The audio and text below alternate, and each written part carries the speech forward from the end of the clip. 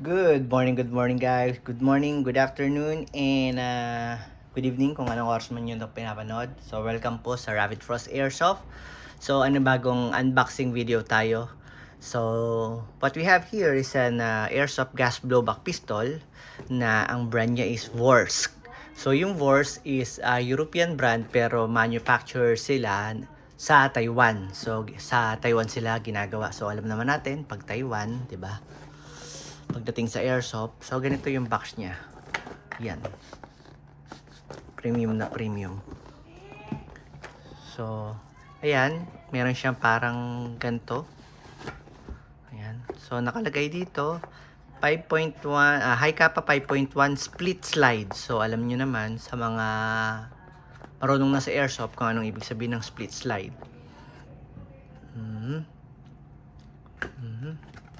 Okay. So, open natin. Sa pagbukas natin, meron siyang owner's manual. Okay. At saka, meron siyang diagram nung unit para sa mga parts. At meron siyang Vorsk na patch. Tapos, meron siyang ito yung kasama niya. Magazine ng high kappa. So yung Vorsk nga pala is TM spec or Tokyo Marui spec. So 100% yung mga parts niya is compatible for Tokyo Marui. And then eto may kasama siyang ganito. So may karon siyang kasamang dalawang nozzle, loading nozzle. Isa sa CO2 pag ito ay gas type yung kasama niyang magazine. So, gas type yung kasama niyang magazine. So, kaya siya may CO2. Meron din kasing CO2 magazine na out of the box. Pero itong hawak ko is gas type.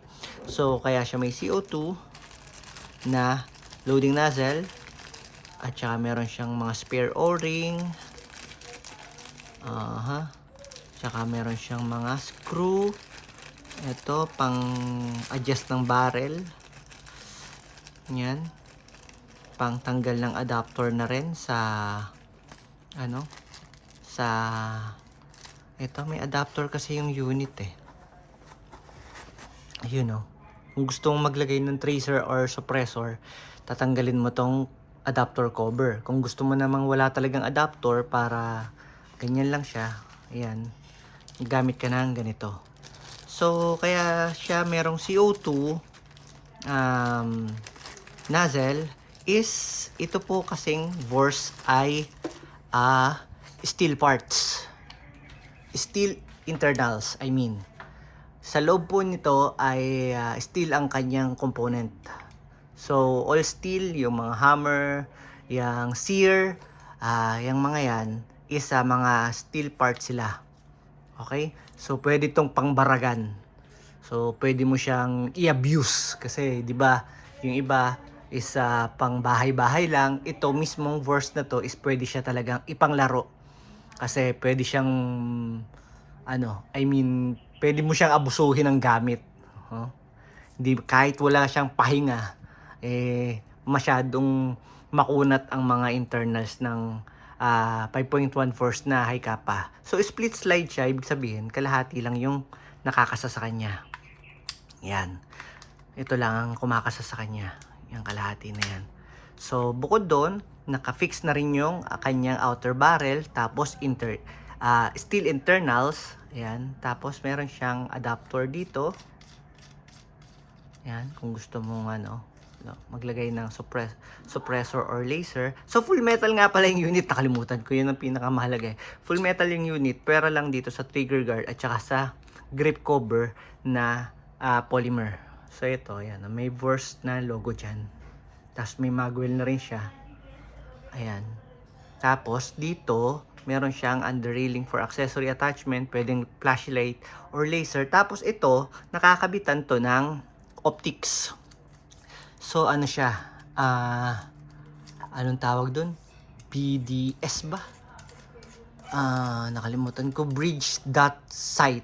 Parang ganon. Bridge dot sight. Yung dito nilalagay yung red dot niya. Dito, sa harap.